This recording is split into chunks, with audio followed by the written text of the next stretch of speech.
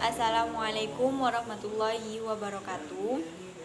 Alhamdulillahirabbil alamin wassalatu wassalamu ala asrafil anbiya'i wal mursalin wa ala alihi washabihi rasulillahi ajmain.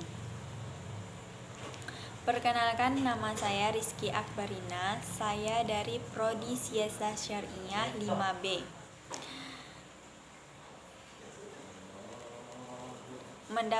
Di sini saya mendapatkan pembahasan yang mengenai sanksi pidana bagi pelaku yang melakukan tindak pidana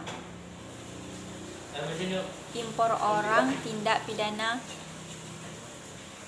pidana impor orang yang dalam bahasa Inggris disebut dengan The Criminal Acts of Import and Popular.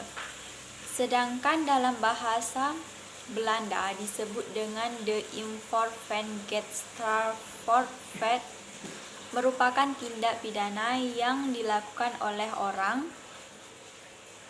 atau pelaku dengan cara memasukkan orang atau korban ke wilayah dalam wilayah negara di Republik Indonesia dengan tujuan untuk dieksploitasi.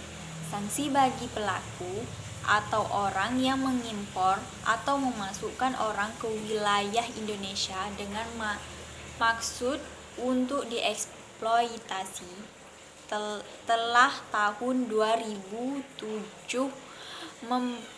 Pemberantasan Tindak Pidana Perdagangan Orang Pasal 4 yang berbunyi, setiap orang yang membawa warga negara Indonesia keluar wilayah negara Republik Indonesia dengan maksud untuk dieksploitasi di luar wilayah negeri Republik Indonesia dipidana dengan pidana penjara paling singkat 3 tahun dan paling lama 15 tahun dan pidana denda paling sedikit Rp120 dan paling banyak Rp600 juta.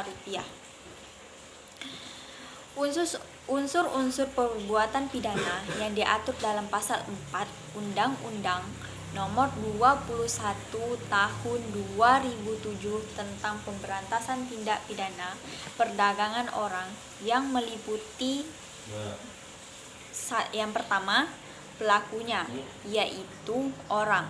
Yang kedua, perbuatan pidana yang dilakukannya, yaitu membawa warga negara Indonesia keluar wilayah negara Republik Indonesia. Yang ketiga, tujuan membawanya, yaitu untuk mengeksploitasinya. Dan yang keempat, sanksi pidana bagi pelaku, yaitu ada yang dibagi lagi. Yang pertama, pidana penjara paling singkat 3 tahun dan paling lama 15 tahun. Yang kedua, pidana denda paling sedikit Rp120 dan paling banyak Rp600 juta. Baiklah, lebih dan kurang saya mohon maaf. Wabillahi taufiq wal hidayah. Wassalamualaikum warahmatullahi wabarakatuh.